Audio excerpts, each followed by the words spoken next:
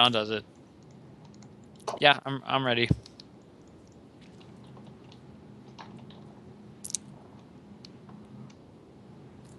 What is up with it? Nail it on me. Welcome to Season 5, Episode 2 of our glorious podcast entitled Big Housekeeping. Joining me today is the ghost of Prague, Sheridan, Joe Guy, and everyone's favorite human being, Tafikins. Prague, what is up, my man? How are you doing? Been better. Shoutouts to the flu. Ebola hit Brooklyn.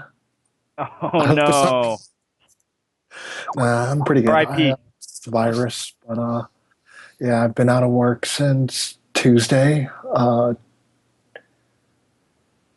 Yeah. How's it going, guys? Definitely a heartbreaker, Prague. I hope you feel better. Best wishes. We're always looking out for you, Prague. I'm doing fantastic. Long time listener, first time caller. Yes. I got my flu shot, so. I got my flu idea. shot, but I've heard that it gets better over the months because they take data from The flu shot gets better over the month. Yeah, because early in the season they take more data and then later they modify it, I guess. They learned the matchup. Yeah, They definitely they download that shit. They make the hard reads on what's coming up. Who is typing as loud as the thunder and earth? I think it's Tavikins, just based on I bet his it's face. Tavikins. Are you I'm playing not- League again? No, I'm not typing. I'm compiling SSBM rank right now. Yo. Tafo, what is good with you, man? Dude, everything. I took a fat nap and I feel great. Now, how would you spell fat? Is that a P-H-A-T nap? It's a PH fat. I definitely got the feeling that it was. I'm Yeah. very happy for you. Thank Sheridan, Joel Guy, how are you guys doing? You know what it Oh, is. good. Yeah, same. No news to report. No news to report except for the fact that you came to the Twitch offices and we played an amazing board game on Tuesday night. That's true. What did you guys It was play? fantastic. Played a game called Feudalism. No, That was feudality. called Feudality, and it was really fun. Yeah. Yeah, was I really was the fun. winner. I ultimately defeated Sheridan in the final battle. You didn't do anything. Kevin caused you to win. Hockey D with the assist, I was pretty much going to win next turn. but my probably. skill spoke for itself, and I feel like beating Sheridan in a board game is pretty impressive, no matter what game it is. yeah, I think he just gets lucky consistently. Just in my mind, without knowing what game it is or who else is playing, I think beating Sheridan at a board game on paper very impressive. Give it to Well, me. it was all of our first tries at this game, and I'm excited to play it again and crush Bobby into small pieces. Yeah, good luck with Small, that. easily digestible pieces. By the way, did anybody get the joke of he just gets lucky consistently?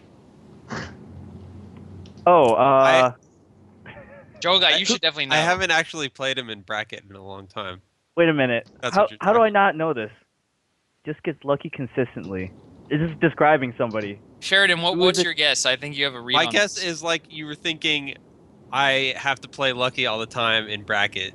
No. Okay, so this is actually really funny. Mewtwo King, for a very long time throughout 2006 to 2009, spoke of Dreffin saying that he was a truly horrible player and just consistently gets lucky. Yes. Every tournament, Levin gets lucky.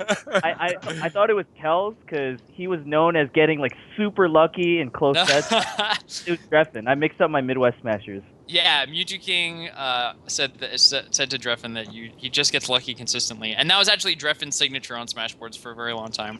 That's pretty funny. Shout outs to him. Anyway, here we are with the best Melee show around. We're going to talk about SSBM rank today. Yes. Tafo, we need help collecting data is what the last that I've heard. What is the deal with that? So, sent out about 50 ballots in total, and I feel like out of the 50, I got enough to say that it is statistically significant that I can close the ballots and move on to compiling the data. and doing all the neat little write-ups and blurbs for everybody, and also finding pictures. Nice. Give us like a sneak peek. What should I be excited about as someone who wants to look at the Smash rank when it comes out? I think last year was the first iteration of it, so it wasn't taken as seriously. But when I look at the top 25, I think it's really good. I Yeah. think Robin and Sheridan could attest to that as well. Yes. So top 25 from you. What was your prediction for Big House? What do you mean by that? I'm trying to point out that your prediction for Big House was terrible. And Yo, why should someone I pointed think, out that why should I Daniel had H-Box in first, Mango in ninth, apparently, I and had that it was like fourth. half right. He just Kinda. messed up the order, the flip. So what I'm saying is, Tafo, how can I trust that number 1 on SSBM rank and number 9 are not going to be horribly inaccurate? Robin Well, and Well, vouching. Daniel was only Tafo one only vote. makes one vote. Yes. Yeah, he's only one. He can only influence like 1/30th of the way. All right, fantastic. So That's all I needed to hear. Is that the Tafo effect has been contained because he is way too powerful. the top 25 is pretty good. After that, there Yeah. are like some severe overratings and underratings. I'm not gonna say who. I'm gonna wait till it's revealed. And hopefully we can get what's his name back so that he can say that I'm the most overrated player. What was that guy's name? I don't know. Nobody remembers? I'm sure there's Somebody said plenty that I of was people. most overrated. On the whole list, Scar at number 61, most overrated.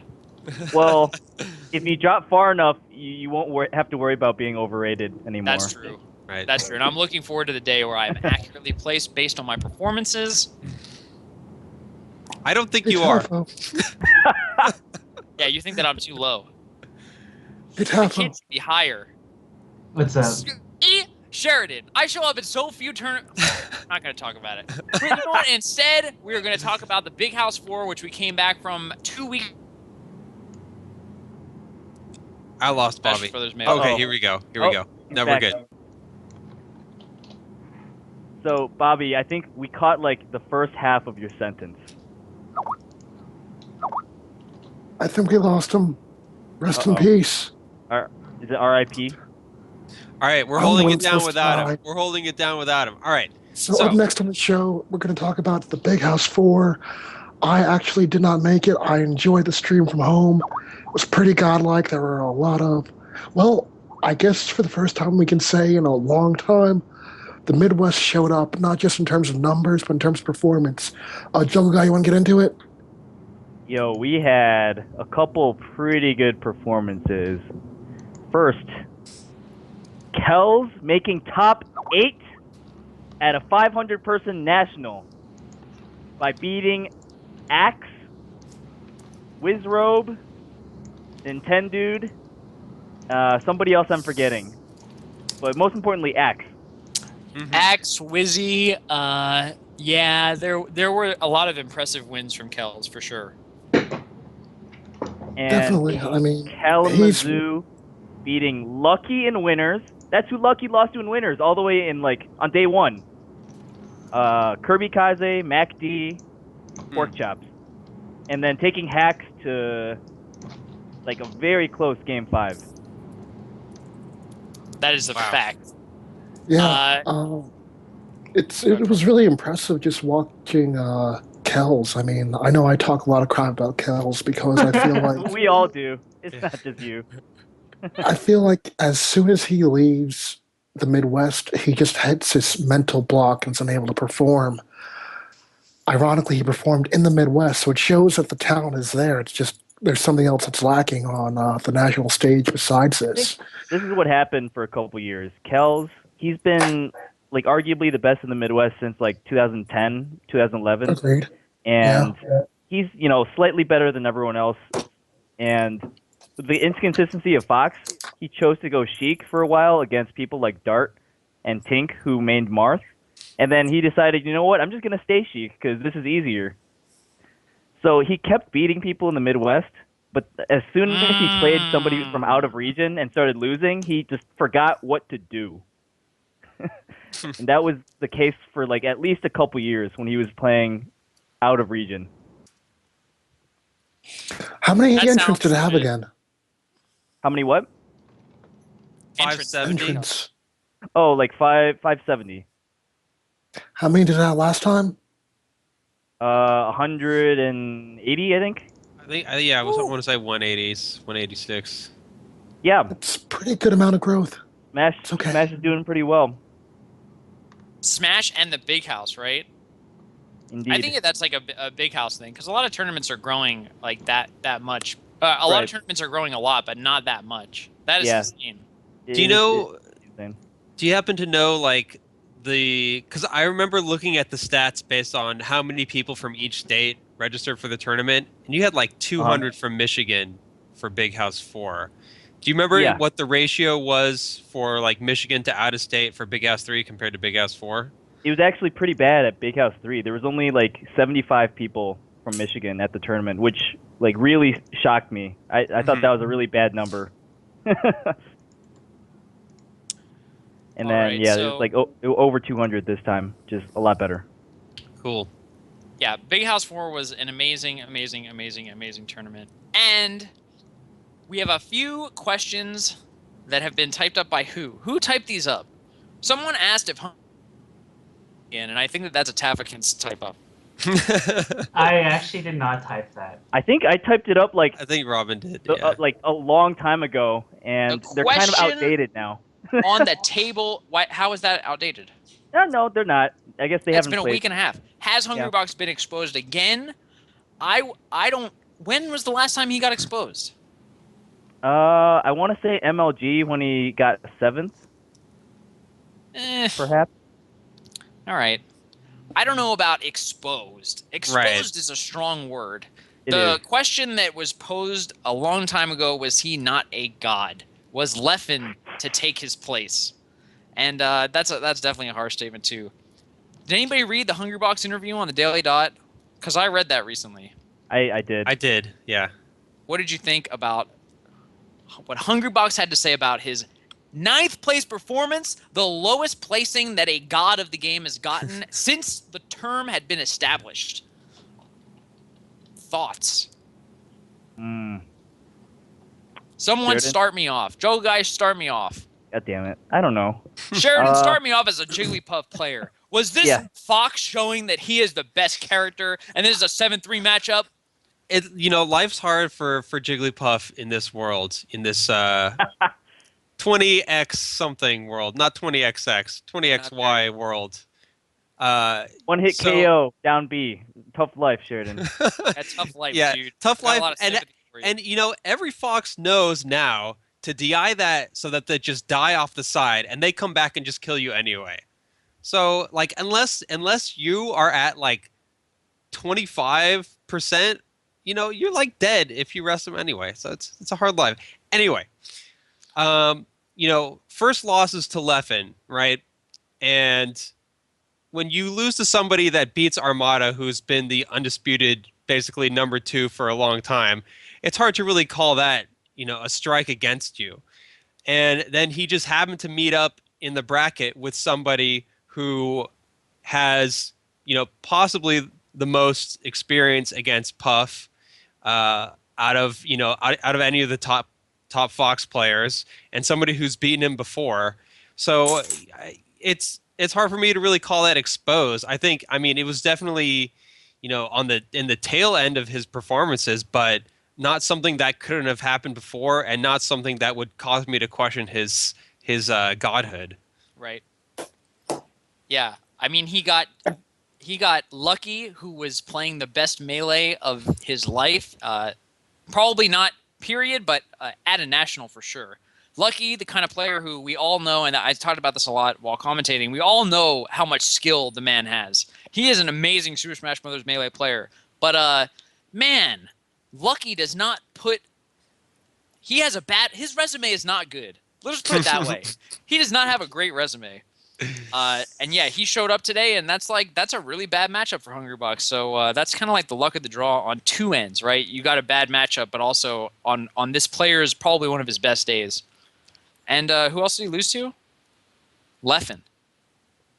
That was a close set. Yeah. Leffen has now, I think he's played Hungrybox 3 times in tournament, and all 3 times has kind of just outplayed him overall. He lost the first set at Apex 2013 by like the closest gimp at the end. So in my book, he should be 3-0 against Hungrybox. Like he's got, I think he's got Hungrybox. Yeah.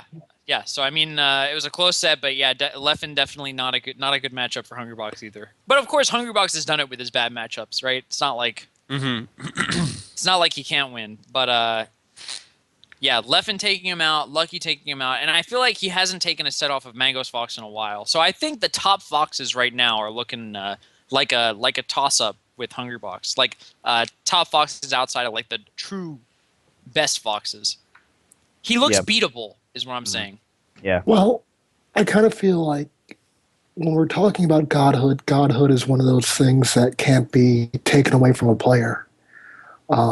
It's about what a player has done over their lifetime. And I think because of that, Hungrybox still maintains that status. However, if we're looking at it like the Greeks, I mean, back in the day, you had the Ken, as in Captain Jack, Titans, so to speak, and then they were slain by the current pantheon of Zeus and his crew. And, Leffen, these guys who we've been calling demigods are ascending, and who knows, they might be that next generation. But I don't think, godhood is something that can be taken away from a player. I think Hungrybox definitely earned it, but every god has been on notice. I think all of them have dropped sets to people outside of the Big Five this year, and that's a common thread that, everyone is still improving. You can't slow down for a second. I definitely agree, and I have always said that the God title is an honorific. It is something that is granted to you. It is a title that you have for lifetime achievements. See, I think it makes it easy to say that, though, because in the last 5, arguably like 6 years, it's been the same top 5. Right. Mm-hmm. Yeah. But that's the thing, right? Having the same top 5 for 5 years or whatever, that's incredible. And so those people will like remain in the history books. So perhaps when we're talking about like who, at the next tournament we would expect to see, we should just call them the top 5 as opposed to saying the gods, because like you're saying, Hungrybox's godhood's never going to go away, but his status as a top 5 regular or the expected person to be in the top 5 or top 4 or whatever, might be more in question. Mid Ghetto from the chat brings up the nail in the coffin, which is that no one has stopped calling Ken the King of Smash despite his washed up nature. That is all a quote from Mid Ghetto 5-2. All right. No, he didn't say that last part. Anyway, Hungrybox placing 9th, definitely very disappointed. He did say in the interview that he does not practice the game. Yeah, because of school and life stuff. That's really interesting. Though he did also say that Mango practices a bunch, which is obviously not true. He had played All-Star mode for the past month. Did he clarify whether he's practicing All-Star mode or practicing for tournaments? Because no, it said All-Star mode is practicing. No. No. He was practicing how to beat level 9 computers for sure. I think that's still, but in the tech skill heavy character like Fox, I think it still counts as practice. Like he was playing at least Falcon, 1/3. Oh, was he? Okay. In the game. Yeah, he was playing Falcon. But what I'm saying is, if you are to say that I don't play the game anymore, I don't show up to practice, I just go to tournaments and do what I do, what does that mean for the future of Hungrybox and Super Smash Bros. Melee? Because I thought that after EVO 2014, we were seeing a new era of hungry destruction. I think he might plateau, but I don't think he's going to drop off too much because there's something that separates these 5 players. They just see the game different. I'm pretty sure there's just some intangible there, and they might lose their execution, but as soon as they practice for a couple days before the tournament, I think they can get right back up to that point really quick. Well, I've been pointing this out since last year that the Foxes have been, even like the lower tier Foxes have been taking games off of Hungry Box. And if you look at like 2011 to 2012, we never really saw that. Like Dark Atma, for example, beat Hungry Box's Puff. And if he's starting to drop one game and these sets are 2-1 instead of 2-0, I can kind of see a trend developing here. Where some of these Foxes might jump over the hump and go 2-1 against Hungry Box. So, it's just my thoughts.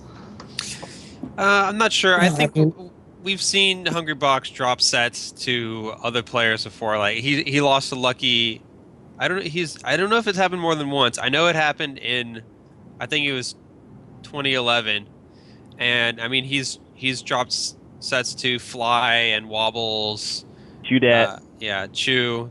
But those are all ice climbers. Like, Right, but I'm saying he's not. He has never been unassailable in the same way that the other gods might have been considered to be, like Armada. So I don't know if this is I don't know if this is something new that we can like extrapolate, future events from or not. Yeah, I agree. I'd also like to add, like, he's still like really strong against everyone that's not Mango in like the Big Five. So I don't know. I think he has a spot as a god because he can simply compete better than anyone that's not a god. Against He's the still rest the of wild card against Armada. Like going into the Armada set potentially, like if they played tomorrow, I think he would potentially be a favorite in that match still. Yep. I would love to have seen it. It's a shame we didn't. Anyway, go ahead, Prague. I don't know. Fantastic. Do any of us know? Profound I words. mean, it's a really good question. I feel like Hungry Box is still an outstanding player. I think his godhood is intact and all of that, but we are seeing him kind of take a back seat. I'm not sure if that's just his lack of effort or if it's just everyone else catching up. And I think it's more of everyone else is catching up. And he might be the weakest, one of the gods, but it's not, I don't know. I just don't know. It can go either way, man. Thanks, Tafo. Placing above Hungry Box, of course, was everyone's favorite West Balls. West Balls had a pretty good tournament. I think he continues to show up as like one of the people from the West Coast who consistently plays as well at Nationals. And tying with West Balls was another fan favorite, Hacks Aziz Money. Shall we talk about the Aziz Mango controversy? Controversy. The controversy Is being it? that they only play twice per year, and Mango picked joke characters. He picked Pink Falcon on my boy Hacks. He took him out of the tournament with his blue Marth.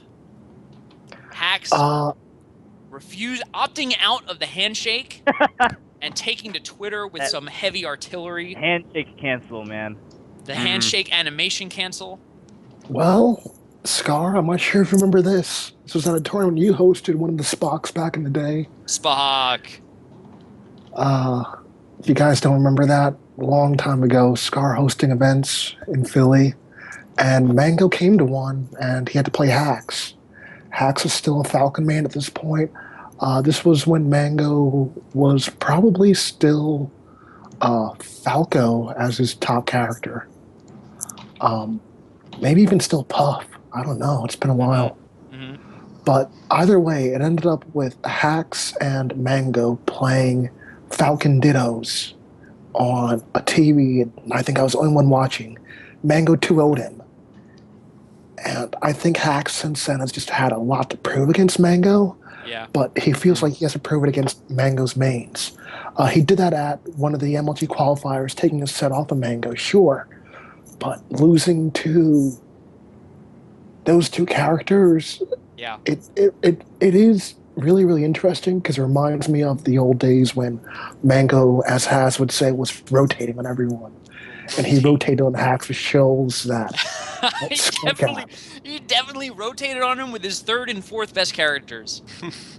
Dude, do you guys remember Kage? Yo. Oh, we don't want to talk about The that. Marth We and don't want Link. to talk about that. Oh, The Link? dude, but Link destroys Ganondorf. You guys should But know this. he beat Kage with Marth without grabbing once, or even attempting. Oh it. my god, yeah. I remember that. Yeah, But Kage it's had a tough Ganon. tournament. It's Yeah. Ganon, man. It is Ganon. So, yeah, any I kind of feel like there was a big reaction in Reddit and Mhm. from the community for that. And Reddit just likes to take any little bit of So, of salt course- and of turn course it that's into gonna be the this Of course that's- inferno of drama. Of course, that's going to be the case. Yeah. But fundamental question being, what happens with salt, right? How bad is it to not shake a person's hand Ooh, because you are so ooh. salty Ooh, that you cannot bring ooh, yourself to do it? Prague, I see your Prague. hand up in the back. Ooh, ooh. So, I was up at about 3 a.m. this morning because I had a fever of 101 degrees. And I was watching a money match between Low Tier God and Visant. Which I have not seen the end of. I am in the middle of it. Please do not spoil it. I will not spoil it for you at all, Poppy Scar. However, I do want to see that type of rivalry, that type of emotion, that type of passion take off in Smash again. One thing that we've been kind of talking is, we got all these new opportunities with esports and FGC, but have we lost a bit of that culture? And maybe, to a degree we have. And I think, things like that are definitely ways that we can bring that stuff back. I mean, if that's a heated rivalry, then expose it. I mean, we have the salty sweet go on at Apex when, we have these minor rivalries. If there's real hate behind it, let them go to blows. By all means, let it happen. Did they go to blows, by the way? Mango- Because the start of that money match looked like they were about to fight. Low Tier God was about to throw down. Oh, dear God. I love that I know that. This guy is wild. Please just YouTube Low Tier God. Please just go to YouTube and look for one video from Low Tier God. Shouts to Base Monster on YouTube. But yeah, I feel like if you're salty about it, then, well, this is your opportunity to do it. Say, hey, next tournament match, I have something to prove against you. Yeah. Let's do it. Me versus you. We'll do the salty sweet. Wherever. I just want to make sure it happens. Dude, you bring up a good Let's point. see This is something that I've realized. We've become too much of a family, like from the Evo drive and everything since then. And there's not really a villain in this community. People thought it was Leffen because Scar brainwashed people into thinking that after that Apex. Me? I games brainwashed people into thinking that Yes, Leffen was an yes, a-hole? sir. Leffen did that himself. Where is Yo. my man? You have done that yourself in the Twitch chat. Leffen did that. You think that was me? That pause. you really. Okay. I didn't call me on the rules. Leffen called me on the rules. I just pressed the start button thinking I was taking a stock for my man SFAT. All right. Okay. No, people thought it was Leffen. I don't think Leffen is the villain anymore. Like, there's a lot of people who I know were rooting for Leffen, myself included, at Big House and at Evo. So we need a villain in this community. Go guy, maybe I'll live long enough to see myself become the villain. Wow. Maybe it'll just be Scar. Anyway, Hax placing 7th. He was very disappointed. Almost lost to Kalamazoo. I have a question then. Scar and Joe Guy, you guys are Falcon mains. We are.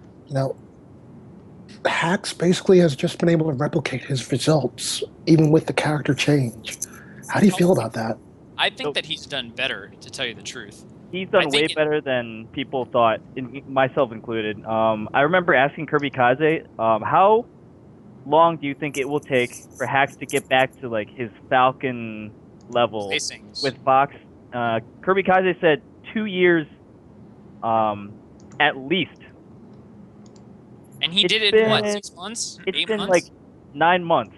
Yeah. And I think he's already surpassed that level. If like pretty close to it, if not surpassed. Mm-hmm.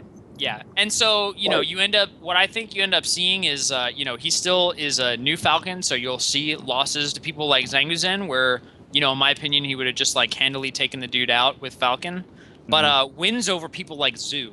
And Yeah. you give Hax a couple years to practice against Zoo, and I don't think that he's taken a set at major tournaments. No less, I Yeah. think it's like 2-0 or maybe even 3-0 since the Fox switch. Mhm. So, I've always thought that Hax is not a Falcon player. Like even when we talk about Falcon and when we other, it was very clear that we approached the character very differently. And I don't know. I think that Tom. He's beaten Zoo 3 times since the Falcon Fox switch. Before he switched to Fox, I think he was 1-7 versus Zoo. So like that just shows it by itself. And he's also beaten SSAT, who he had a losing record against as Falcon, and he's also beat Leffen at MLG, which I kind of doubt he would. Well, I don't know. That's more debatable. But yeah, point I think is, he could have if beat he Leffen. eliminates his losses like to Bait and to Soft, those kind of silly new Fox losses, then I think he's already surpassed his Falcon. Yeah. Well, then I guess comparatively to PPMD, for example, who has put this Marth into his rotation, I think he might, ascend to godhood if he is able to properly dual main the Fox and bring his Falcon up to where it used to be, if not improve. Prague, that Falcon has been murdered. It is in a box somewhere in the river. That Falcon will not see the light of day. It got body bagged, dude. That is what I am saying to you right now. It is body bagged. The coroner wrote his report, and it's done. It has been filed. The paperwork is in a file somewhere.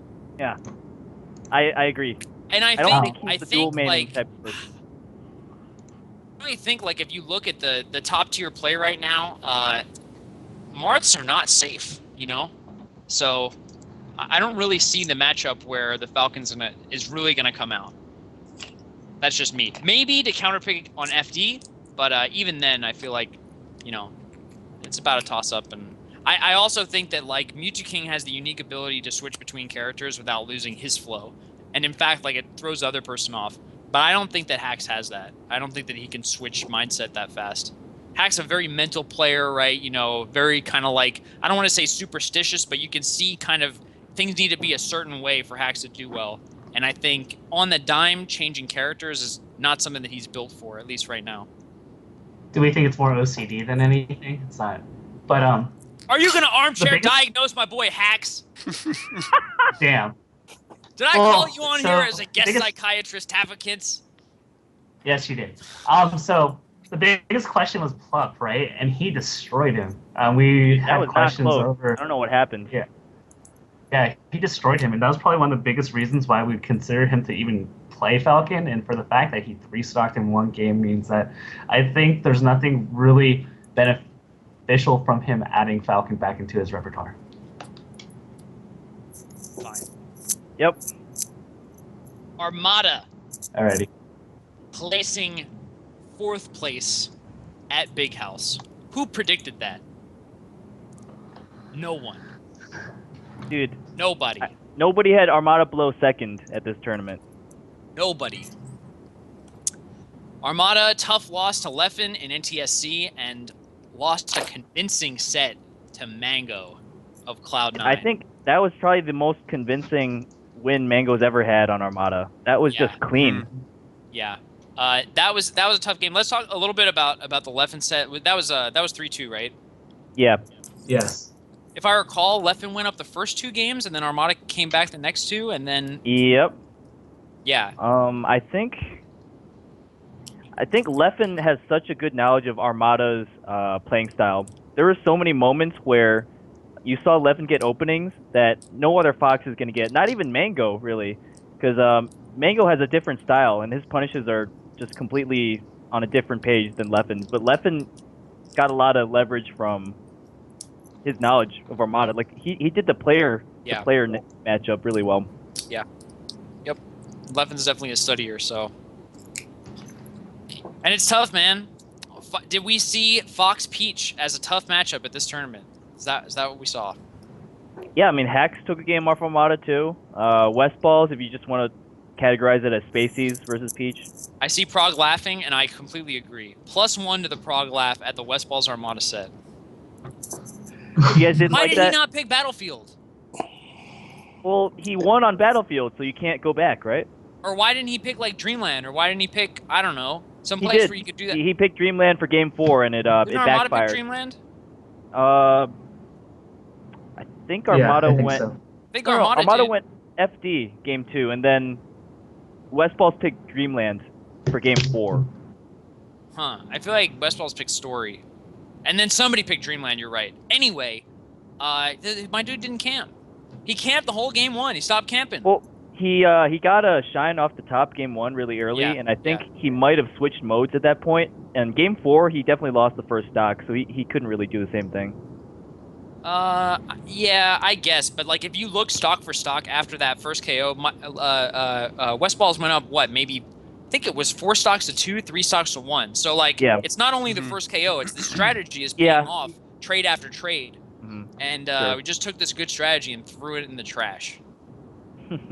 But I know Armada. He said like I knew about this strategy like 6 years ago, and I was just Yes. waiting for the day that it would happen. Yeah. And I'm a little scared about what's going to happen when this sort of percolates down to the next tier and the tiers further down. In Smash. Do you think sorry, that's going to Bobby, happen? I think that one set shows that Battlefield only is a terrible idea. For stage Yeah, I play. mean, I never suggested Battlefield only for what it's worth. What? No, you did. It was either you or Hacks. One It of was you Hacks. did. Yeah, it was hacks. All of East Coast seems to like. Take the DJ scar Nintendo, suggestions. Take the like scar everybody. suggestions and make them like 3 times as radical, and then you have a hack suggestion. Oh, okay. That is the way that formula works. Okay. Armada 4-stocked Dark Rain in the Midwest. First time I've ever heard the Midwest cheer against Dark Rain. New topic. I think that's all there is to say about that. New topic. I RN agree. Jesus was on Armada's side. It was so I'm- funny I'm because on Sunday night I actually hung out with Dark Rain, and for everybody who's never like met him or seen him, he is actually like he has this amazing falcon, and he's like a pretty tall dude, pretty muscular, very good looking man, and like he's got like a deep voice, very collected, a very polished individual. And every once in a while you'll be talking about something with him, and he will just kind of look at you and be like, "Yeah, but I'm Dark Rain." And my response every time he said it was just like, "You're right. You are entitled to certain things because of the fact that you're Dark Rain." And that was something that we talked about, and he was like, "People cheered against me. I'm Dark Rain." I was playing against a people. Yeah. It was pretty wild. Anyway, Dark Rain's a cool guy. Armada super disappointed, but yeah, I guess that's all there is to say about that. That was a really tough loss to Leffen. If he think about this, if he beats Leffen there, he faces M2K in winners finals. What is he like 7-1 against M2K? He's gonna No win doubt that. that he's gonna win that. And then you're asking Mango to beat Armada in 2 straight sets in grand finals. One set is fine. You can steamroll him 1 set, but 2 sets, I don't know if he's. Yeah. I don't know if he's he can done do that since Yeah. Genesis 1. Yeah, and that wasn't even like Genesis 1 was as close as a set can be. Right. Set 2, of course, went a different way, but Yeah. Yep. Anyway, Leffen, the question on the table is he the undisputed number 6 in the world? I'm gonna let Go you ahead, guys Prague. Let the man speak. I'm going to go out on a limb. Leffen's top 5. Yo. Yo. Okay. What is the if the SSBM rank was all Prague votes, what would 1 through 6 look like? 1 through 6. Number 1 is the kid. Of course. Number 2 is still Mr. IKEA Furniture. Uh-huh. Number 3 is Catfish. Uh-huh. Number 4. You have to think about number 4. Yo! Wait, I don't know. Is he about to drop Leffen as number 4? It sounds like in Prague's mind there's a toss-up for 4th and 5th. I think that right now 4, 5, and 6 are extremely close. Yeah. While, because Hungry Box is really, really volatile. I mean, like you said, he went from 2nd place at Evo, 9th place at Big House. Leffen has been a bit more consistent, and it's like you said, if this was the stock market, people would be buying Leffen stock for a reason. Yep. I feel like Leffen might be number 4, but it's about Mewtwo King. That's the thing. Wow.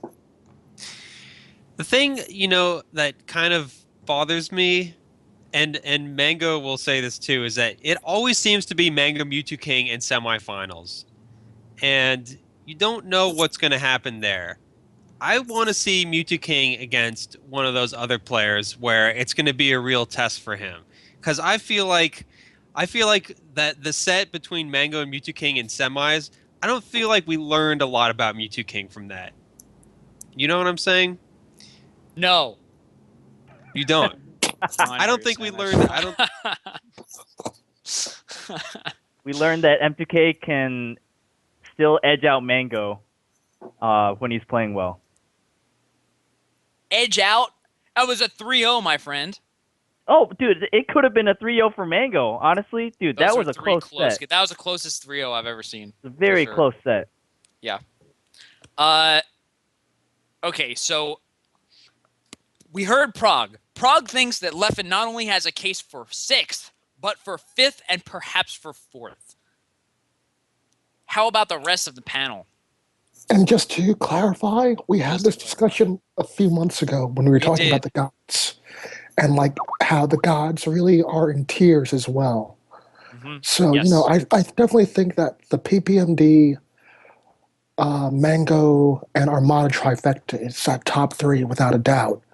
But that second trifecta is so close that I think Leffen is undisputed top 6, and I think we shouldn't be saying there's top 5 now. I think we should be saying there's a top 6 because he has clearly distinguished himself from everybody 7th and below, in my opinion. He's taken multiple sets off the gods, Hungry Box, Armada, PP. People forget he beat PP at MLG. yes. And even though he's winless against Mango and M2K, he always puts up a pretty decent fight, at least recently, especially against Mango. So, and I don't see anybody else really doing the same thing. I think he's still 6th, but I think we should be saying top 6 instead of top 5. Axe. I respect it. I think Axe is the other contender for number 6. That's my opinion. Yeah. Axe. Maybe Hacks on a good day is definitely up there too. Up there, but not with those two. Leffen and Axe, Right. I think, have distinguished themselves from the rest of the demigod players. Yeah. Sure. Question. Just comparatively, what gods has Axe beaten this year? Hungry Box. Mewtwo King. Mewtwo King and Hungry Box, I believe. And And an insanely close set against Armada. last game, last talk situations against PP and Armada. Yeah. Respectable. Respectable, but agreed it's not Leffen status. Mhm. Not what Leffen has put up. I agree with that, but just to say. The only other person I could even consider in this argument is retired right now, and he's playing Ice Climbers in Texas or Arizona somewhere. Yeah, He's the only other person I could even put in that same level. Yeah. I mean, you make M2K forfeit a tournament. That's the sign that you made it. When you make M2K forfeit a set, you have made it in Melee. And, I mean, even beyond that, looking at some of his recent stuff, he's still improving as a player. And come on, how do you go through that many gods at the biggest tournament that Melee had seen in how many years? I would tell you how, but I will spare the viewers my scar cynicism. Good point, No Prague. East Coast. You're right. No East Coast. You're right, dude. I also have an answer that I'm not going to say. Dude, everybody played terrible. Everybody played so bad, and Wobbles is the only guy up there with nothing to lose, nothing to prove, right? I got top 8. I happen to be in winners. PPMD, the worst dares I've ever seen on my shield. Of course, I'm going to grab him and hit the A button to a rhythm. Yeah, my answer involves like Don't listen to me. No one listen to me. wobbling and 2 out of 3s for the entire tournament. Take the mic away from me. A lethal combination.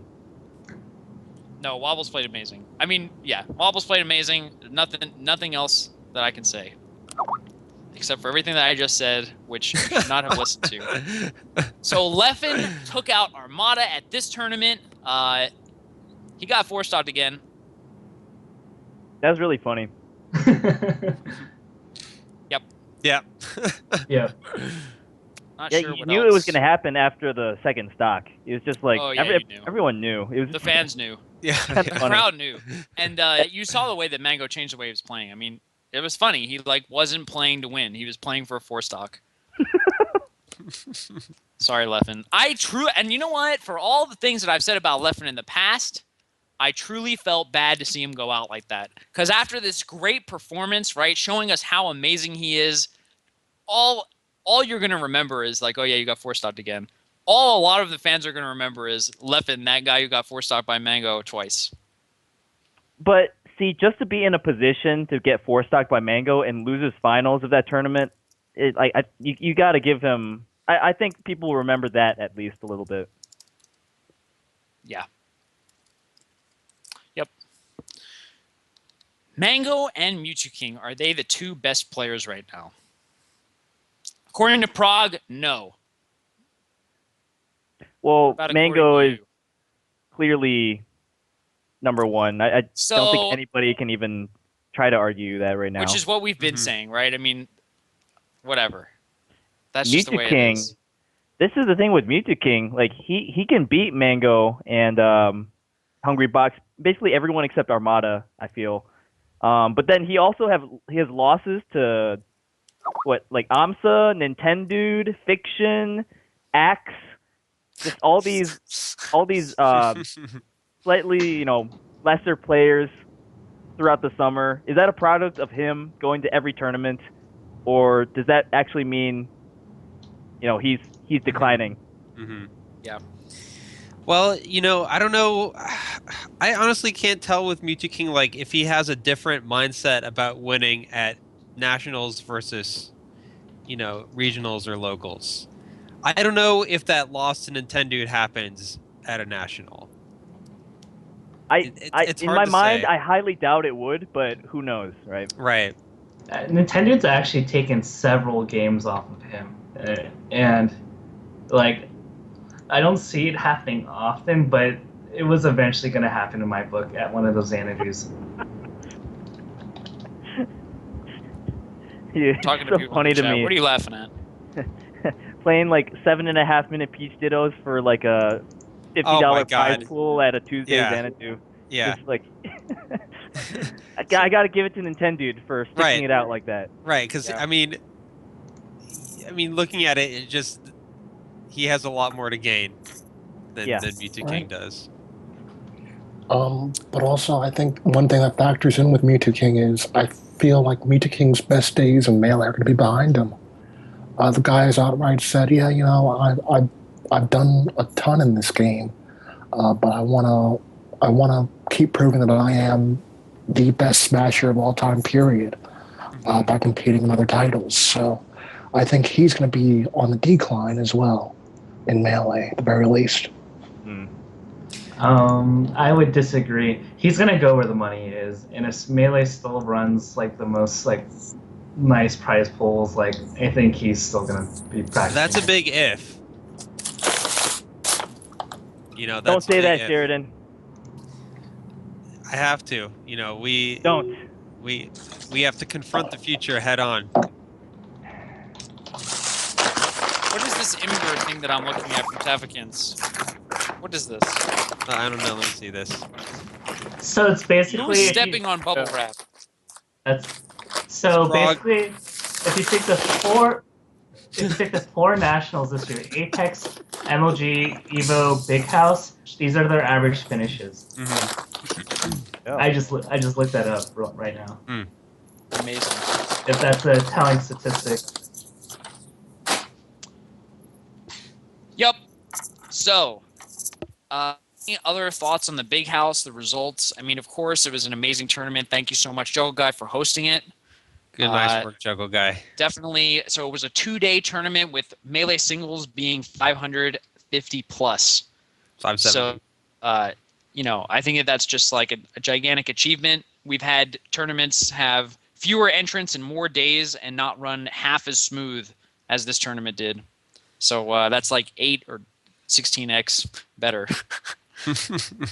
I don't know. I just kind of made up numbers, but nice work. a lot better. Thanks. Anything else on Big House before we move on? Let's move on. Please watch the VODs if you haven't already. They are on VGBootcampYouTube.com/ in some order. Yeah.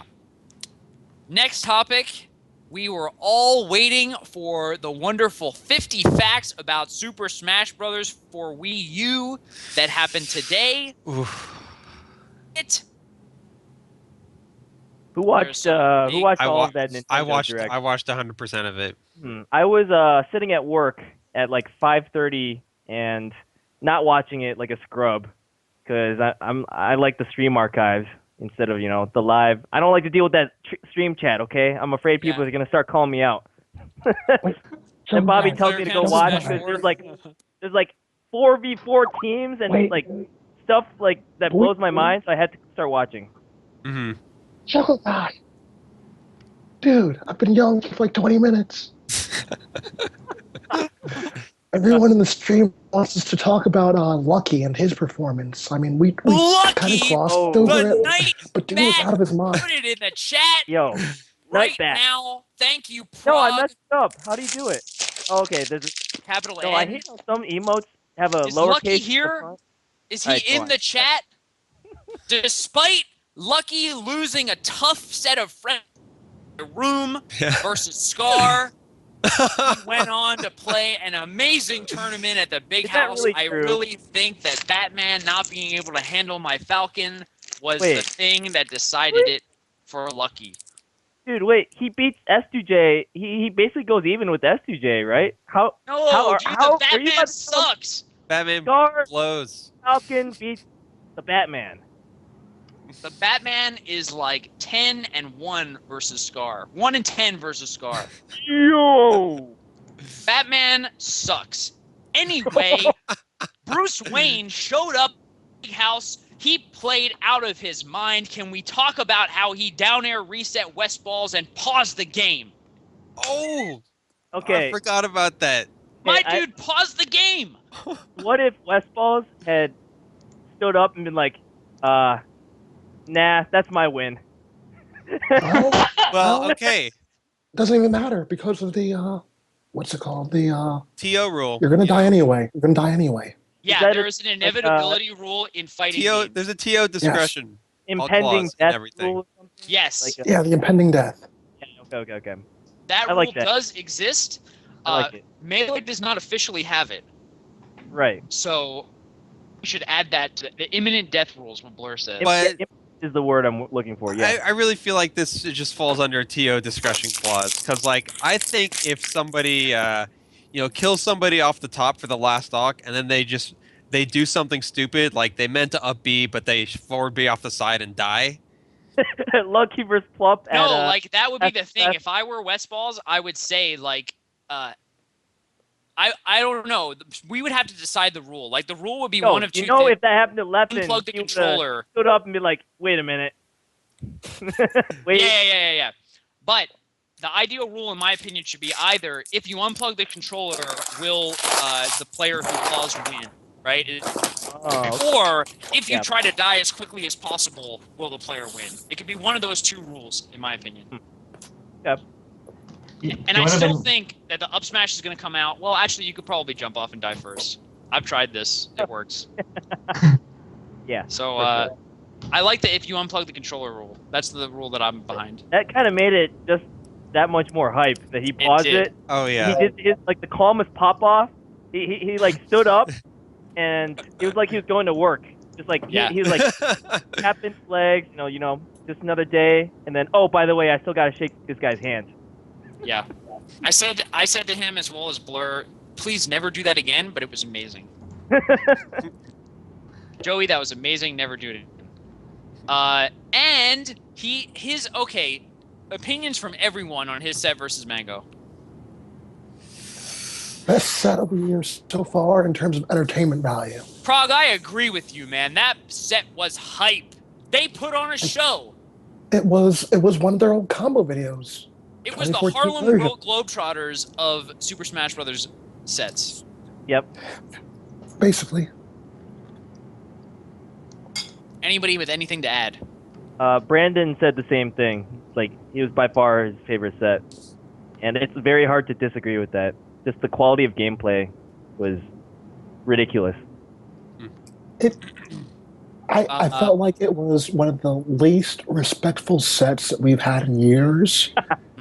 But that's what made it so amazing as well. Because you're not going to do that type of thing against, for example, Mango wouldn't try that against a fiction, maybe. Just because of how fiction can go off at times. Lucky probably wouldn't try that against PPMD. But because the two just know each other so well, and yeah, they wanted to put on a show, and they did. Yeah. So it was amazing. I think that there probably was a little thing in Lucky, thinking like, man, I don't really want to win.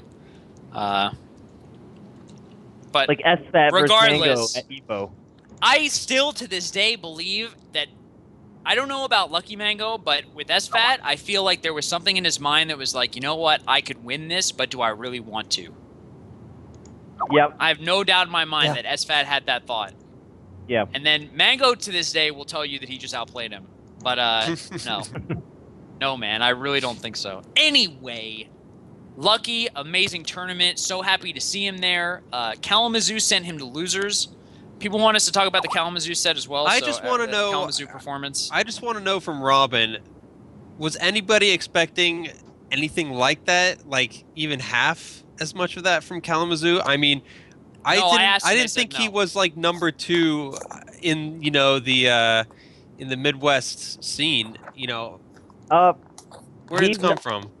He's okay. Yeah, I feel like he's got a pretty high ceiling, but also he has questionable losses in the Midwest too. So he's a number 1 seed going into pools for sure. But yeah, nobody expected him to be playing against Hacks for a spot in top 8, right? Like when I projected the pools to go into bracket and the bracket pools into the final bracket, I had him like on the cutoff line of even making the final bracket.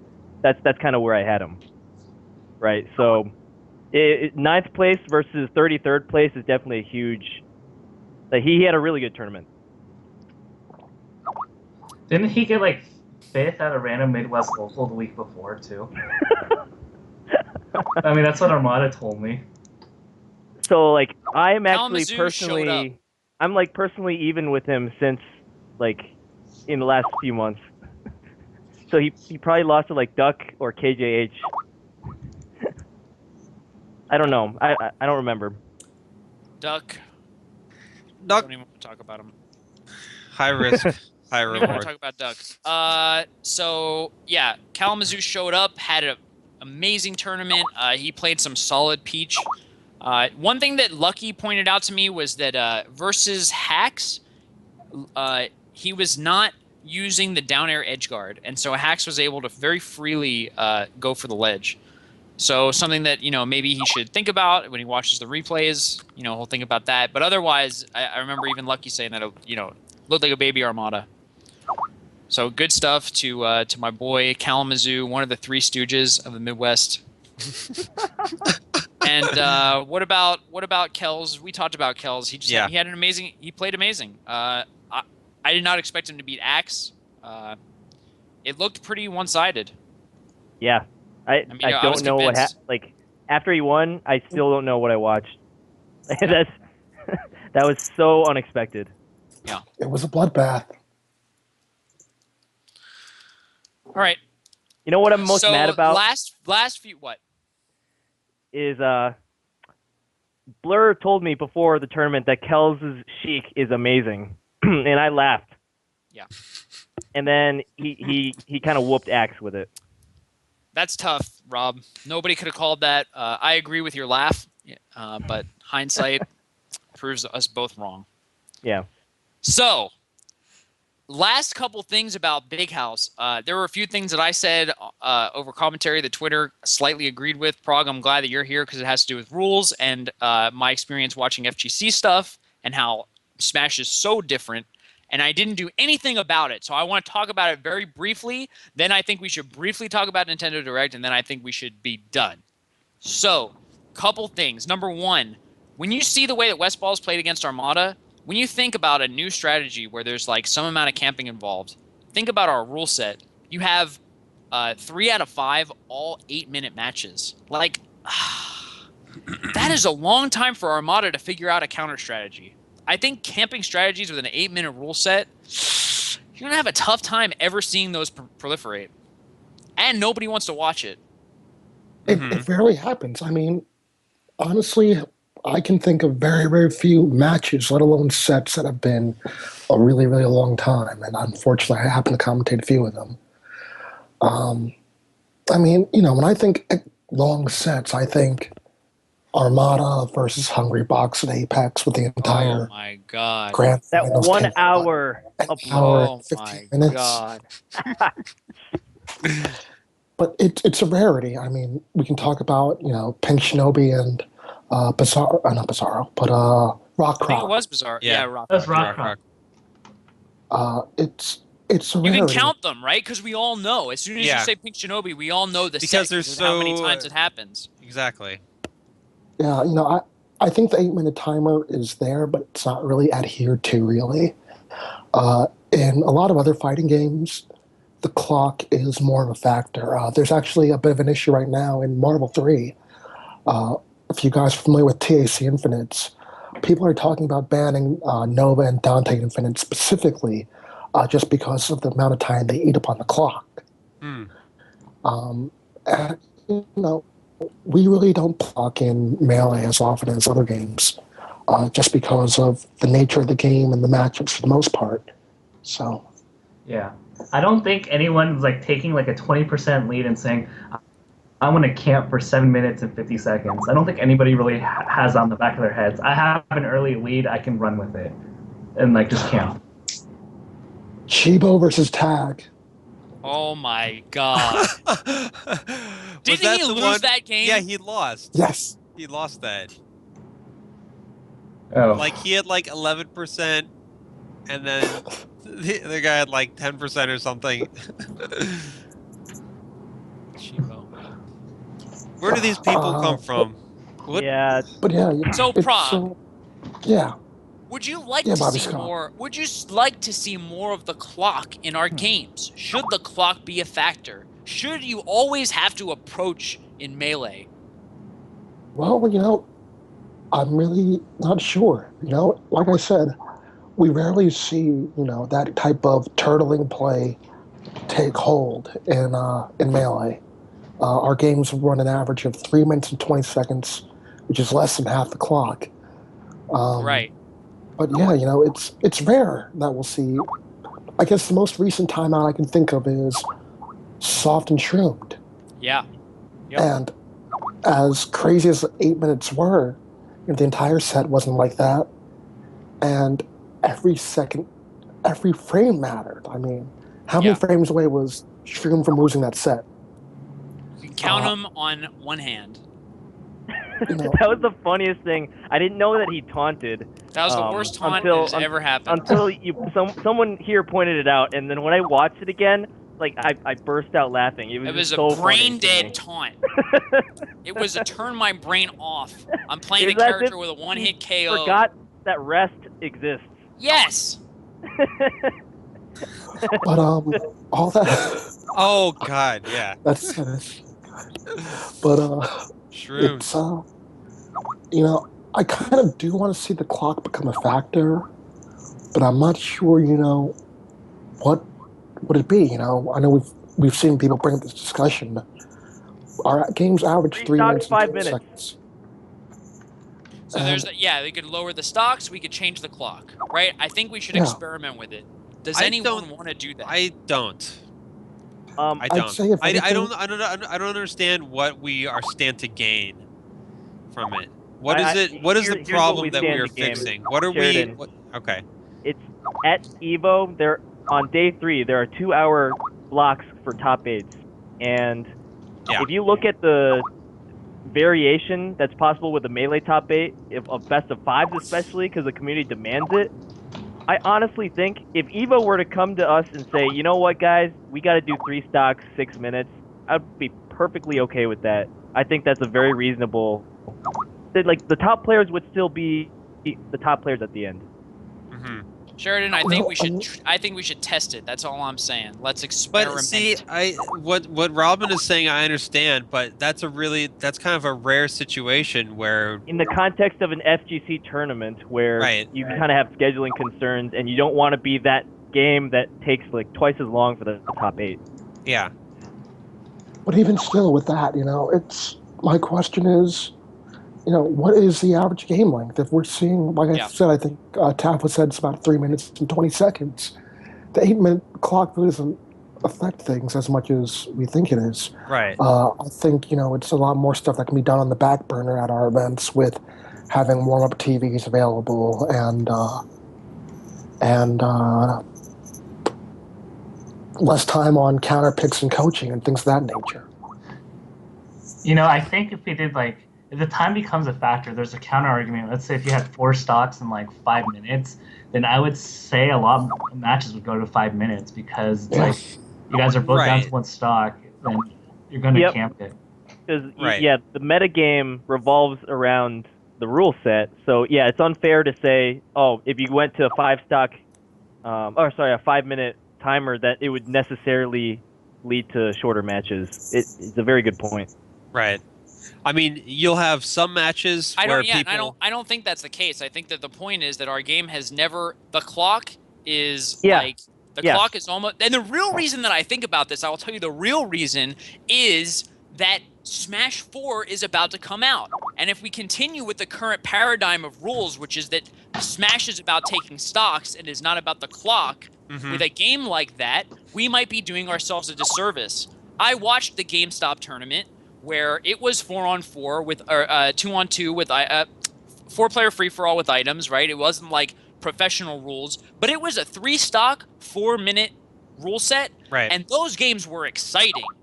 They didn't always go to stock, they didn't always go to time, but they were exciting.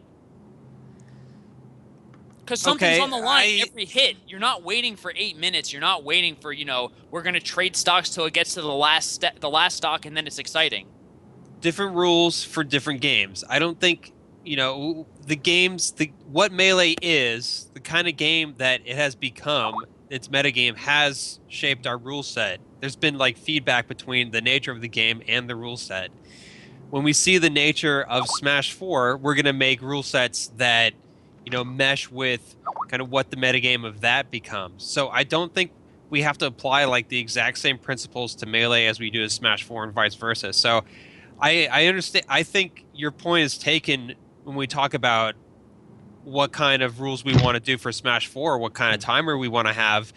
Is games going to the timer, maybe sometimes that's a hype thing when it's, in certain situations, but I don't think that means we need to explore that in Melee because, I mean,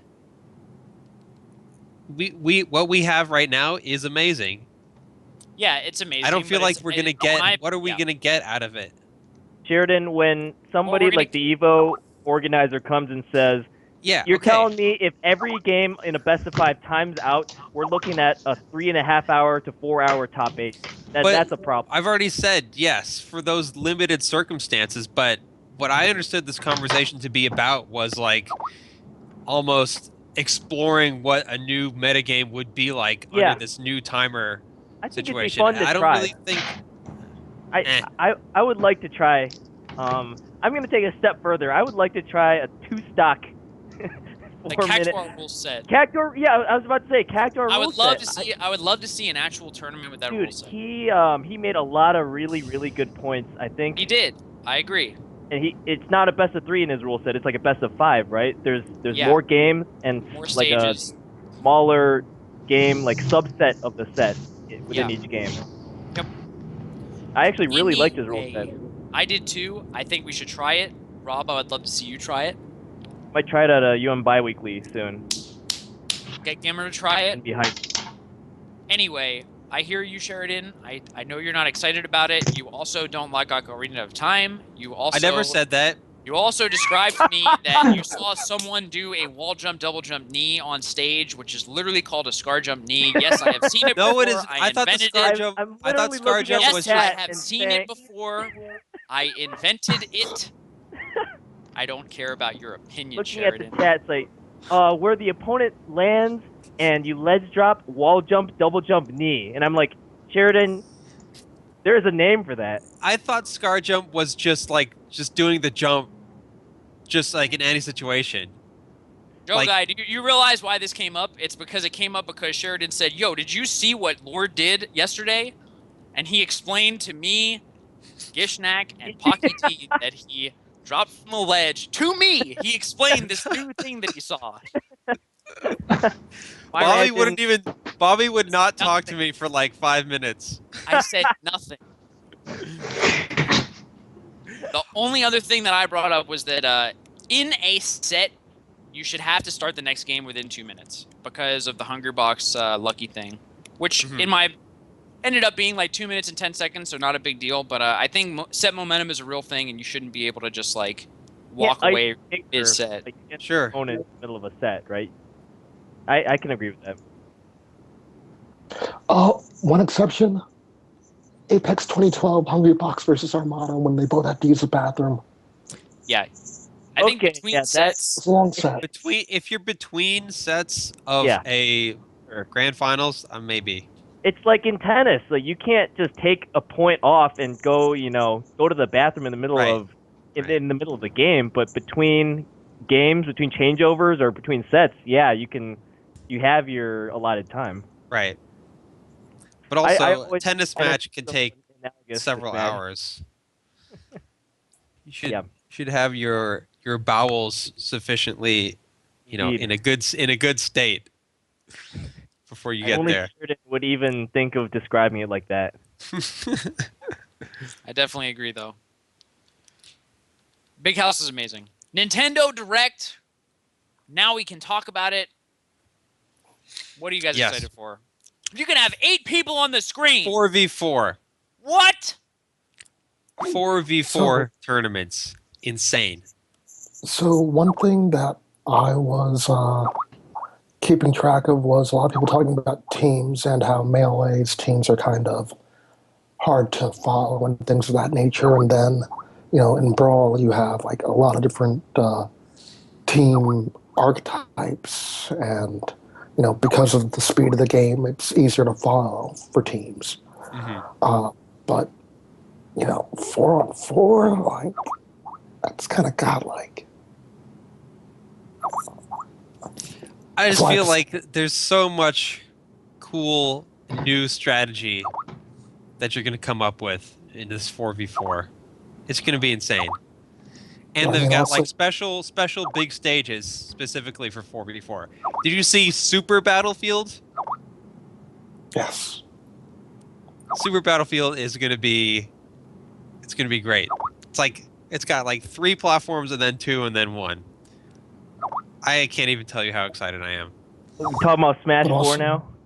The only thing I'm not excited for is trying to wrangle 8 people as a TO to get to win. Oh my, dude, F that. There's no way. I'm about to say like 8 people come to station 12.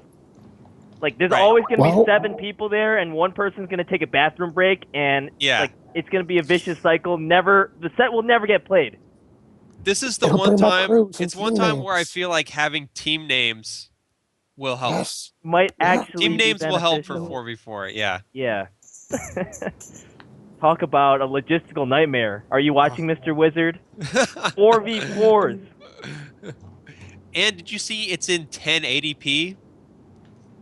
Smash 4 is? I did not know that. Yeah. So I almost wonder if it'll be possible to have kind of the if you remember, I don't know what other tournaments did this, but mostly I remember at FC what they had was they had the GameCube output to two different with the TVs. splitters. Right.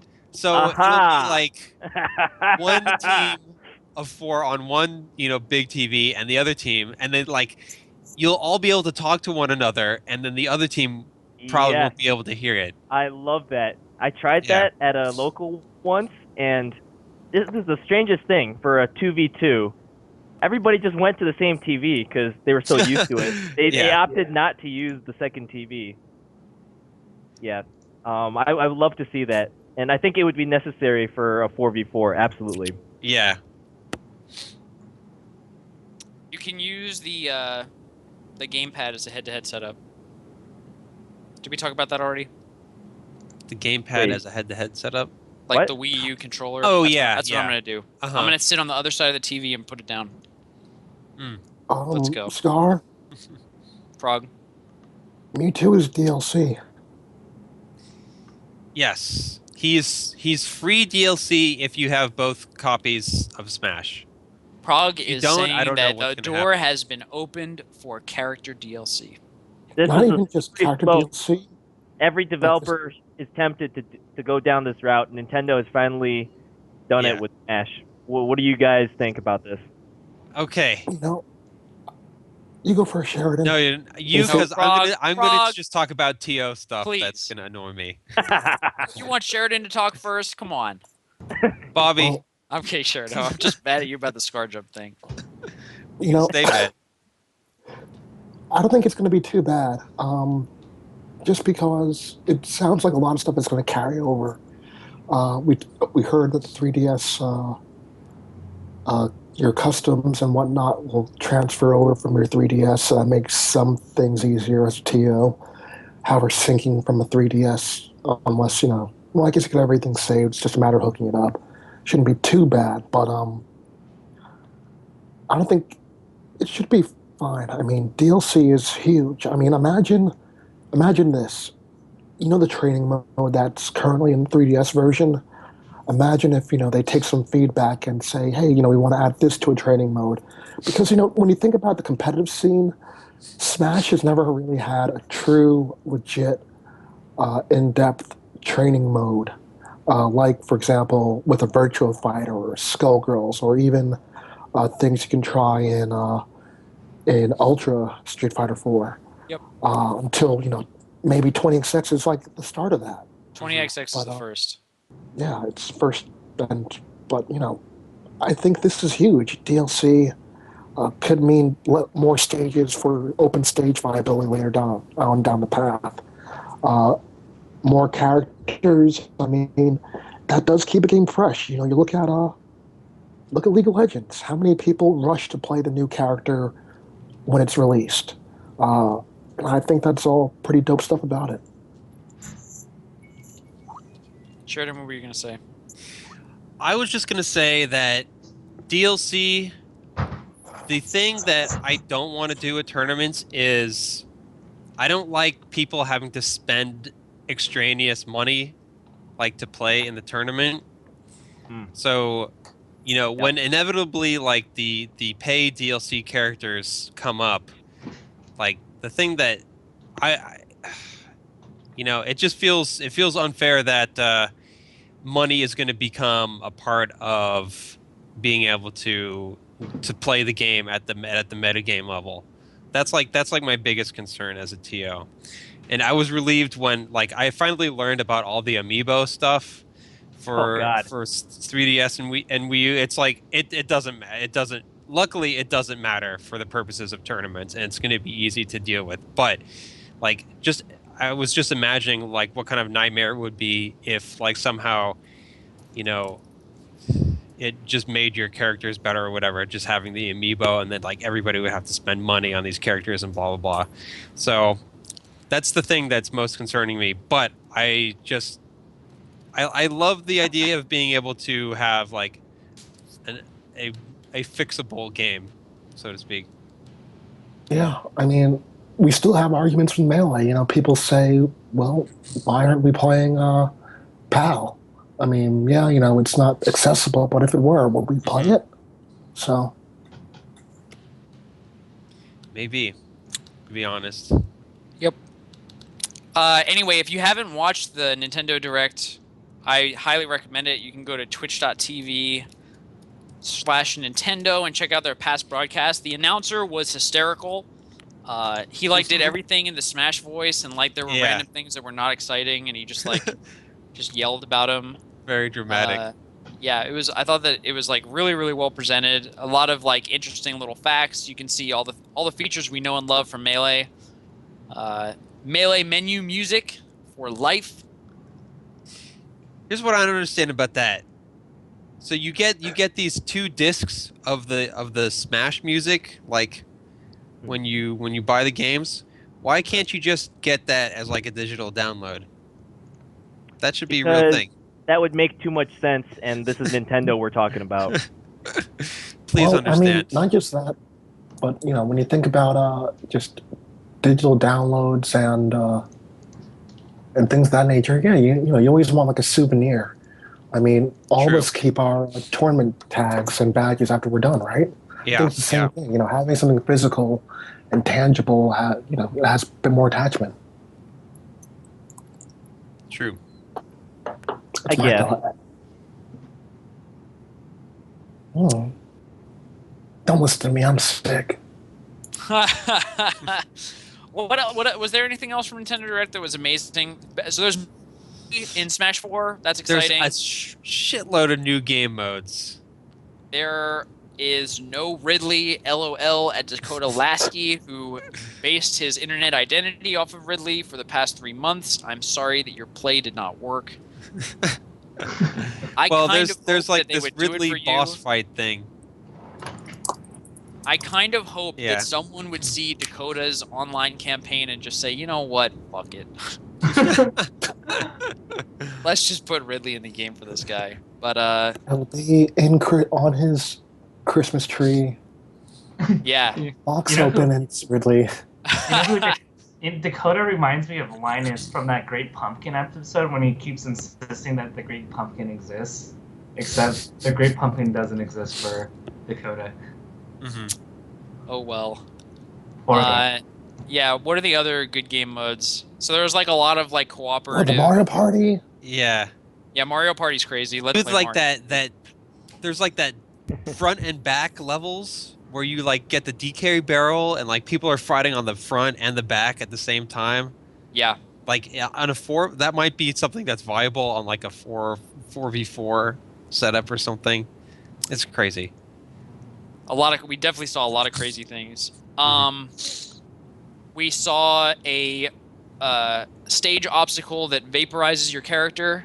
I tweeted that I proposed this mechanic in Melee if Falcon needs Puff at 100% or up. That is what should happen to her. Yes. Instead of getting rested out down throw knee, it should instant KO. Please. She should just disappear. And now we finally have such a mechanic. Hopefully they applied it in the right places. We also saw that Nintendo is planning on creating an online tournament system, which in my opinion is a gigantic step forward for the company. You know, I don't know if it's all going to be 2 stock, 4-minute items on, whatever. But in any case, eventually you'll be able to turn on your Wii U, sit down, and enter an online tournament, which will be like best of 1 and whatever. I don't know if you get any points for winning, but that's sick. I think that's sick. Yeah. I mean, again, when you're talking about advancement, Melee never had an online warrior until I'd say Apex was here. Yeah. So. Yep. So, Nintendo Direct was really fun. Definitely watch. And then finally, before we sign off, because it's late for Prague and he is sick, and also because we've been going for an hour and some minutes, the Apex R.I.P. World. Sheridan. He'll come back. I hope he comes back because he wants to talk most about Apex, I think. The Apex World Circuit preview. Twitch made a big announcement about it. It drove over 1 million views to the Apex site within an hour. Wow, which is that why it was sick. down? I think That's so. crazy. Million views? I think so. I mean, Wow. I think so. I may have just made that up. I don't know. I'm pretty sure. That was Twitch in a made it up putting a lot tone of muscle. Yeah, we're putting a lot of muscle behind Apex. Every qualifier will have $1,000 pot bonus, and the winner for Melee will receive both flight and hotel to the tournament in New Jersey in mid-January. So, will My this question, be? Go ahead, Prague. how many flights is Michi King getting? I wonder what happens if you win 2 tournaments. I truly do. I think that it must be the second place person or something. I don't know. Well, how do you decide it? Like, if it's a second place guy, I don't Why know. not from the I first don't tournament know. and the second? Yeah. No, Wait, there's if Axe logistics wins involved. Qatar, is he gonna fly from LaGuardia to Newark airport? Well, he'll get the hotel for free. Go JFK. Okay. He'll get the hotel for free. So my question is, will this be as good as the MLG circuit? Will this drive people to fly out to tournaments, right? Are these events elevated in some sense? Well, I guess if we're talking about MLG, MLG's main issue, I'd say, was the timing, and it went head to head with Evo. So a lot of people were choosing, which do we go to? We don't go to one. Apex runs the winters. Anyone else hear that? There's definitely a Sheridan's mic. fuzzy mic somewhere. What's up, Sheridan? Hi, I'm here. I'm alive. What's Oh, up with it? we're good now. Yay. Okay, yeah, you're good now. You fixed it. But not just that, but also with the qualifiers. I think with MLG, because it was originally intended to be both Melee and Brawl, there may have been some unfamiliarity with people who hosted X event, and that went both ways between communities. But I think with Apexes, everyone knows these people if you're local. I mean, who doesn't know who these tournaments are, or who the TOs are? Everyone has everyone's focused. So I think it should turn out better. And I mean, of course, flying out 14 people, I mean, that's just an amazing showing from Twitch, and just awesome. I'm not sure if the gameplay will match up in terms of viewership like it did at MLG, just because, again, we have the amazing pool situation. We're basically getting top 8 of any major event for both the first and second day. So I don't know. It's going to be interesting. I'm pretty excited about it. Yeah, we'll see what Apex has in store for us. Hopefully they do something cool. I know that they're planning on seeding out some of the winners into the top bracket. I'm pretty sure Top 16. Yeah. So maybe they will do something cool with the top 16. Anybody else thoughts on? That'd be pretty cool. We've done a lot of Apex roads to Apex stuff like that, and I don't know that it's ever really worked in the way that Apex wanted it to. Right. The circuit having a storyline, and Exactly. people watching as a kind of like cohesive experience throughout a few months. Mm-hmm. And can they do it this year? What's going to be the make or break? Okay, I missed the last minute, but I think they're taking a really good step this year, which is the top 16 in seeding points from all of these qualifiers gets to skip pools into the main bracket. Yeah. Kind of like what MLG did, not quite as severe as guaranteeing yourself a top 20 spot, but guaranteeing yourself a top 64 or whatever the final bracket is. I think that's a really good step forward, and that'll motivate people to go to these tournaments. Yeah. I agree. Like last year, like there was nothing really at stake. You got like some seating points, and then what were they good for? Like it didn't set a narrative at all. It was only good for separating yourself in bracket from other people who got seeding points. But if you had someone like an Azen who didn't go to anything but is still good and comes out like MLG Vegas 2006, then he could still wreck you first round. So it's not really that valuable. Right. Whereas this year you get to skip to the final bracket, so you're already, skipping through hundreds and hundreds of rounds, of entrants and multiple rounds. And you don't have to worry about where Mewtwo King is at this moment for the first, 75% of the tournament. Very good point. That'll be a big alleviation on the TO staff part. You don't have to have an M2K babysitter for at least 75% of the tournament, as Sheridan eloquently points out. Wait, no, he's gonna enter every event, so mute points. Yeah, Sorry, but guys. Only the melee TO, I guess. But we won't have to worry about that until it's like top 16 or whatever. The melee TO gets a break until the bracket. Yeah. For M2K babysitting duties. Right. Yep. Mewtwo King Wrangler. That's what I like to call it. Poor Crimson Buster, he's gonna have to take care of him for the next couple months. Oh no! All right, Crimson. No, he won't. So, he's gonna defer Sheridan, that. Tell us what Apex World Circuit qualifier events we have to look forward to. Yo. Well, I can tell you about a fantastic event that's going to be happening in NorCal. It's called Do You Fox With It? And it is happening November 15th and 16th. Same venue as the next episode, which by all accounts was one of the greatest tournaments of the year. Great venue. And so same venue. Apex, part of the Apex World Circuit. We got so many people already coming. Mewtwo King is coming. I think Hungry Box might be coming. Call Ball is coming. All your favorites. Ball? Colin Ballin. Colin Ballin Green. It is Cole Ball. Call Ball. Colin. Ball. Colin. Prague. Call Ball. Prague. We Tell got this a man. dispute over here.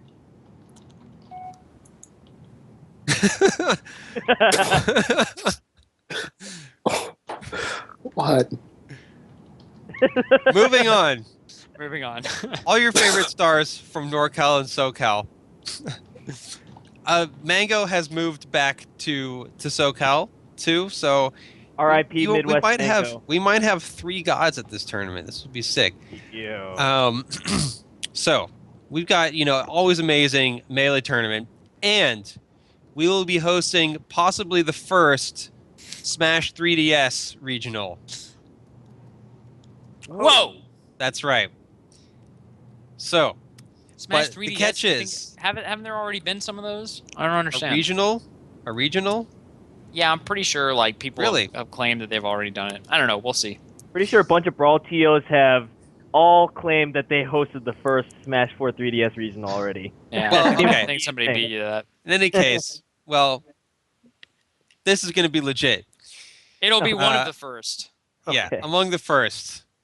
It will be very notable. But the catch is, since there is a limited amount of resources that we have as TOs in terms of time, people, organization, in order to enter the 3DS tournament, you will have to enter a Melee tournament.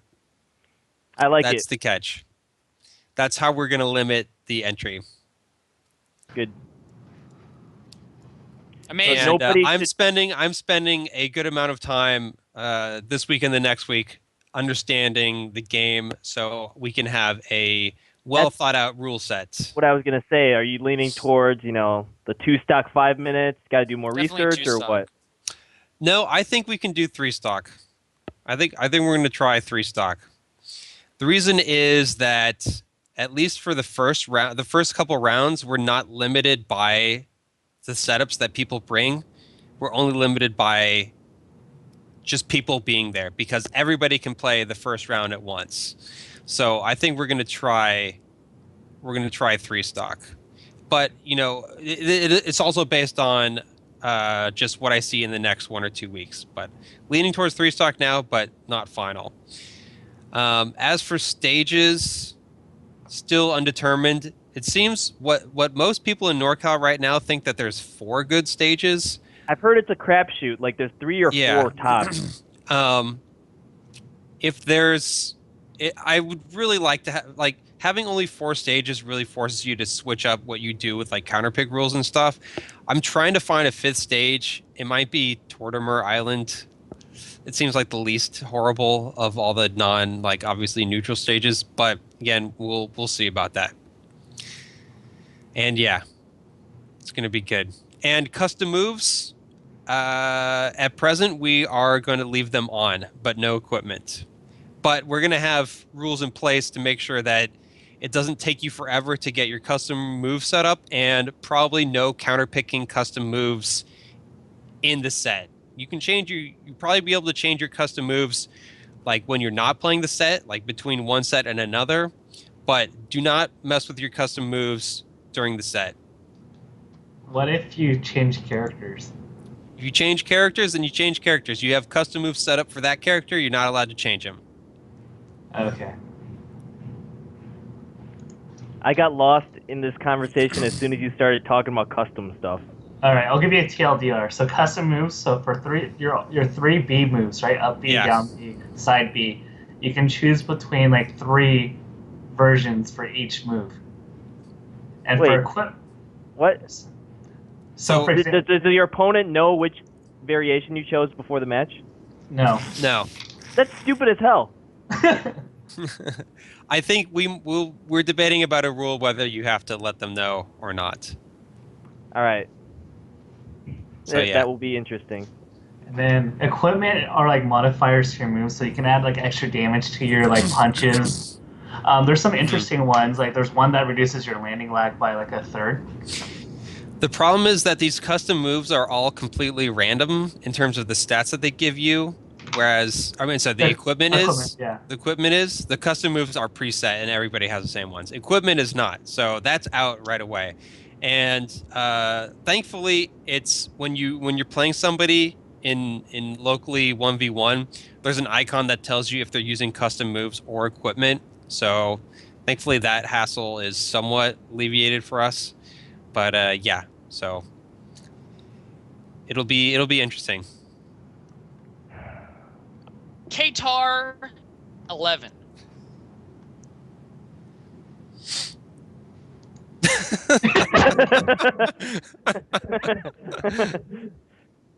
What is that? When is it? Why is it? No one knows. Qatar Sounds like 11, another Apex World Circuit event. You can watch it probably on twitch.tv/Clash Tournaments. Who's streaming Do You Fox With It? Do You Fox With It will be streamed by Showdown Smash. So please, if you can, go on ahead and navigate to twitch.tv/Showdown Smash, who, by the way, will be streaming a charity event in NorCal in about an hour, which I will be attending. Toph and I will be on the mic. It will be fun. It is also late, but we're making it work. Mm-hmm. Twitch.tv/Showdown Smash. What is the cause? Isn't that event on Showdown Smash for Extra Life? I think it is. That's another reason for you guys to tune in at home. Please tune in. Yeah, definitely sub to Showdown Smash. They have the super cool Falcon emote of the evil face. What else? Clash Tournaments. Please follow them. And, of course, our very own twitch.tv/VG Bootcamp. It's not mine, but I just said our very own. Qatar is Saturday, November 22nd, the very week after Do You Fox With It. And Bust, Joe Guy, what is this? It was just posted today, so I think it's on the same day as Qatar 11. And the Come Up, which is another qualifier event. I cannot find it on the Google, but I am sure it will be an amazing show. Is Beast 5 going to be a qualifier? Yes. Yes. Okay. Yes. Hey, is there like an Apex post that details all this stuff? I've been posting it. You've been posting it. So Yeah. it's on Melee on me? Yes. Okay, can we link to that? Let's link the chat to the You guys are Got it. amazing. So are So we there going to you go. see? I think we're going to see a another exciting Armada versus Leffen at that. That'll be Ooh. fantastic. Definitely. Yes. Well, Yes, please. well, Well, apparently, it sounds like doing what Scar and Mango have done before them, we will have an American presence Yo. over in Europe. hmm. I know D1 is going to commentate. However, it Woo. sounds like Hungry Box might take his chance. And I think actually Oh my God. Hungry Box and Mewtwo King, now I think about it, the only guys that haven't gone over. PBMD has. Mango has. So are those the only two that have been crossed over? Dude. That's kinda If major. MK and Hungry Box go to Beast, that would elevate it to like the most hype European tournament ever. Of all time. Not even close. And I mean, Yeah. no shots fired, no shots fired. But, you know, we've got a lot of fantastic streams in the Smash community. Salty Playground is easily the most underrated. Yeah. Easily. Easily the most underrated. These guys have great technology. They're very clean. Really amazing stream that I think the only reason that it doesn't have as much traction is because, you know, the players are slightly less known, but also the timing is not great. Yeah, all the time zones, right. But yeah, please definitely go ahead and follow Salty Playground. Beast is going to be one hell of a ride. I know Mango is looking into going, and you know, if he does, then I'll probably go because I'm a sheep. So You know, I'm actually here's see if the I go weird back to thing. Sweden. I'm actually going to be in Europe visiting my brother and his wife in France Ooh. in the beginning of January. And Uh-huh. now that I noticed that this beast was happening then, I'm wondering if I can somehow finagle myself into going to that because like You our have trip's to going to end finagle. before that. So Gotta do it. Dude, if you guys go, I'm gonna go. Dude. If you guys go, I'm going to stay here because I hate flying. Flying is not great. I like completely agree with you. I don't like but, flying either. We'll miss you. So that is it for the Apex World Circuit preview. Tafo, when can the people look forward to seeing the first SSBM rank posts? When will the ice be broken? December, whatever the first weekday that's on in December. I First can't find a weekday calendar. in December. I hope it's the is first. November is the first. The first is a Monday. Yes, December 1st, a Monday. You will look forward to SSBM rank, and we'll finally know who the top 100 players of 2014 are. Get your salt shakers, everybody. Thank you Get so some much PJ to the Salt. people for tuning in to this episode of Melee It On Me. Any shout outs from my co-hosts? I have shout outs, but I can't shout at all. First off, I want to give a huge shout out to everyone who was helping in a 30-day project. Starting in December, I'm actually still working on that. If you guys haven't heard, link the video in. I don't want to ruin the magic at the moment. You guys have to watch on my YouTube channel. I think it'll be uploaded probably to the Melee It On Me YouTube channel, though, however. And again, with the SSBM rank project, of course, you know, I like working behind the scenes. I'm going back to some stuff I enjoy doing. The top 100 people in SSBM rank, we got something special coming for you guys. Stay tuned. That was a really good shout out, Prog. Anybody else? Joe pretty Guy, good. Sheridan, Tafakinis? Shout outs to Fight Pit 5, which is happening November 1st and 2nd in Pittsburgh. Pittsburgh's like one of my favorite regions to travel to because they're just so funny. That's the only way to describe them. They're just funny people. They're not good Right. at Smash. They're funny. Carol just kind of sets the tone for the region, doesn't he? Carol Yeah, I and guess it Hockey does. and Lake Basically. and a bunch of others. Yeah. I just want to shout out everybody on Melee It On Me for being amazing human beings and just accomplishing so much, and also all the people in NorCal that are making Do You Foxwood It Happen, Julian Symington, and all the people at Showdown Smash, and all the people that always are big helpers at my tournaments. Jackie, and all those people. So thank you. I'd like to shout out Coastward from Canada for helping me re-get all the data for the top 5 matches. I showed the Melee Anatomy team every single match between all the top 5 players, so he helped me out a lot in the past 2 weeks. Yeah, so shout out to him. You'll see a lot more great data between, similar to what I did for Mewtwo King and Mango. So yeah, shout out to Coastward. Shouts to Taffel for giving chat. information to commentators. Shouts to Tafo for everything that he does. And everyone else who contributes to Melee and Smash.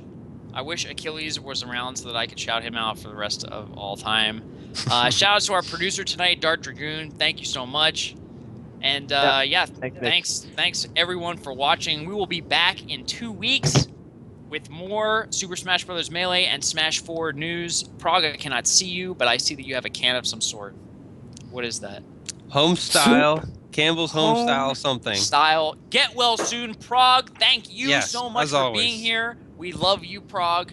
And if you want more Smash action tonight, head on over to twitch.tv/ShowdownSmash.